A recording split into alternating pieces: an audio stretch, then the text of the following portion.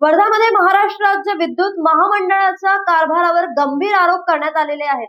Maharashtra state electricity board कडून C.K. कावळे यांना तब्बल 68,000 रुपयांचे असेसमेंट बिल पाठवण्यात आले असून मीटर स्लो चालत असल्याच्या कारणावरून हे बिल आकारण्यात आल्याचे सांगितले जात आहे.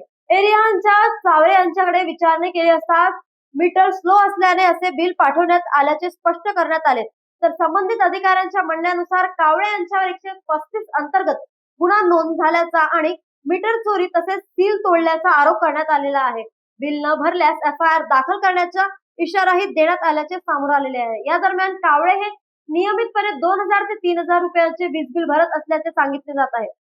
त्यांच्या मीटरचे रिडिंगही योग्य प्रकारे दिसत असल्याचा दावा केला जात असून याआधी कधीही फॉल्टी मीटर असा उल्लेख बिल मध्ये आढळला नसल्याचेही समोर आलेले आहे. या प्रकरणामुळे कावळे कुटुंबावर आर्थिक संकट ओढावून आले असून आपल्या दुग्ध व्यवसायातील 2 गाय विकून बिल भरण्याची वेळ आल्याचे त्यांनी सांगितले आहे. या प्रकरणामुळे सामान्य नागरिकांमध्ये संताप व्यक्त होत असून संबंधित अधिकाऱ्यावर कारवाई होणार का, तसेच ऊर्जा विभाग आणि लोकप्रतिनिधी यावर काय भूमिका घेणार याकडे सर्वांचे लक्ष लागलेले आहे.